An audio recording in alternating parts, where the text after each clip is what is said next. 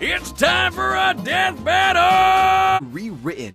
Ganondorf, the calamitous demon king of Princess Zelda's Hyrule. Sauron, the Lord of the Rings. Turns out he was also preternaturally adept at magic, as befits an education from his caretaker. Okay. From them, Dorf learned to pitch balls of electricity, summon lightning, move objects with telekinesis, levitate, form barriers, and control minds. When he wishes to fight from a distance, he can create phantom horsemen or puppets of himself to battle as his proxies. Or if he wants to get personal, he can use his dark magic to enhance his physical strikes, making him a badass at all ranges. He's a master with a blade, sometimes two, and sometimes on horseback. He did get to keep the Triforce of Power, because who needs the courage and wisdom shit when you can just blow stuff up? Even on its own, the Triforce of Power radically improved Ganondorf's strength and magical prowess, while also elevating him from a mere warlock to the demon king he was always meant to be. Literally, he can turn into a big blue pig monster. The dark beast known simply as Ganon is a nearly unstoppable terror, gaining even greater strength without sacrificing any of his intellect.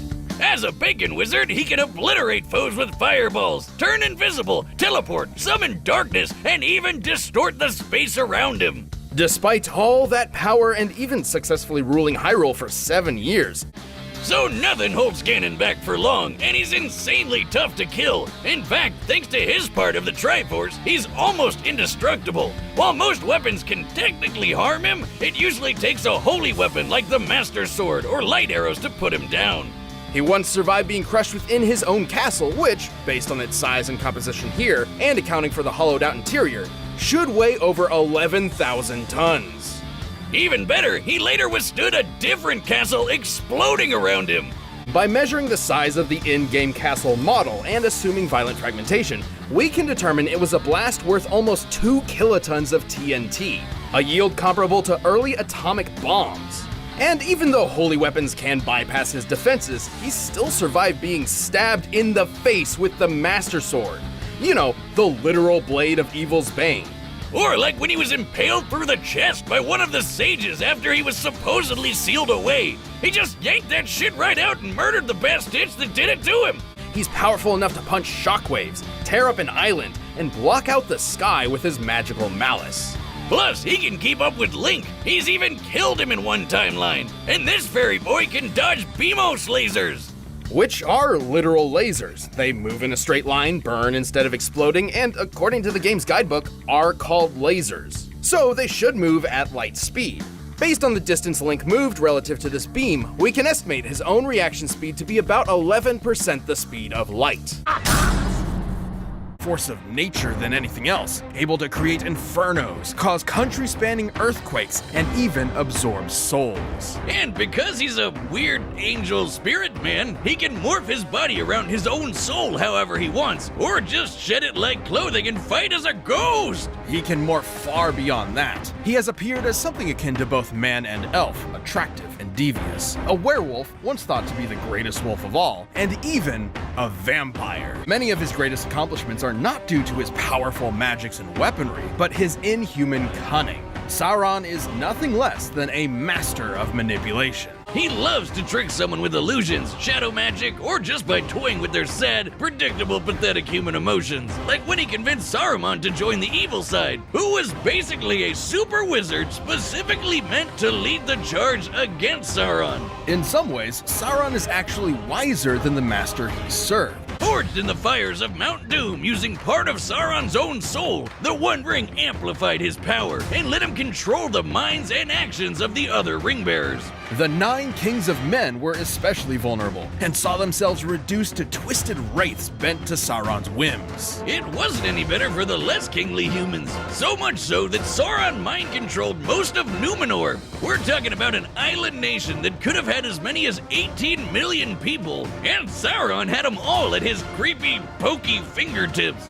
Eru sank Numenor, while Sauron was still on it. But the Dark Lord spirit persevered, indestructible even against the wrath of God.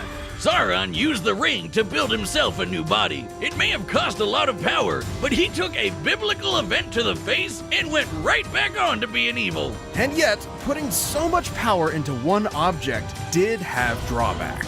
And should the One Ring be destroyed completely, Sauron's spirit could be rendered impotent beyond repair. It isn't all bad, though. The ring can turn you invisible, create visions of impending doom, and has one hell of a defense mechanism. Well, ring or no ring, Sauron's a beast. He's swatted away armies of soldiers, interrupted Mount Doom through sheer willpower. He has total control over his own being, and can modify his soul at will. So he can definitely resist someone like spooky ghost Celebrimbor trying to dominate his spirit. And being among the strongest Maiar, the peak of Sauron's power is beyond that of Osei, a lesser Maya, which is specifically important because Osei single-handedly razed the island of Numenor. Wants his ring? Who could turn down that much power? Not Isildur. The hearts of men are easily corrupted, and he kept the ring rather than destroy it. But in the end, the ring destroyed him and waited for its master's return. For the Dark Lord's truest weakness. Sauron's cunning and stratagems were impressive, sure, but ultimately, he never truly understood the people of Middle-earth. In his mind, absolute power was factually irresistible. He never imagined a mere mortal could ever or would ever seek to actually destroy the One Ring.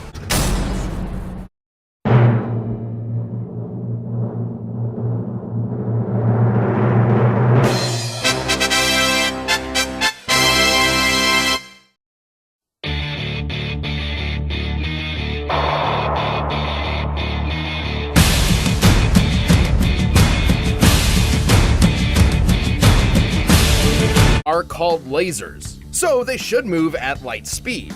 Based on the distance Link moved relative to this beam, we can estimate his own reaction speed to be about 11% the speed of light.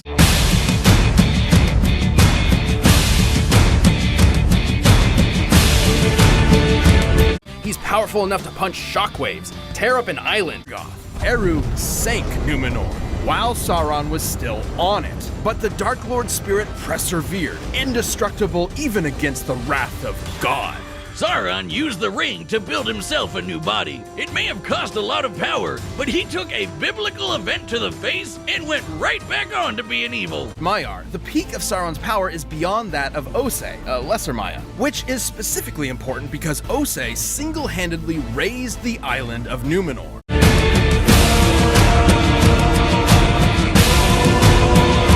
He's a weird angel spirit, man. He can morph his body around his own soul however he wants, or just shed it like clothing and fight as a ghost. In fact, thanks to his part of the Triforce, he's almost indestructible. While most weapons can technically harm him, it usually takes a holy weapon like the Master Sword or light arrows to put him down.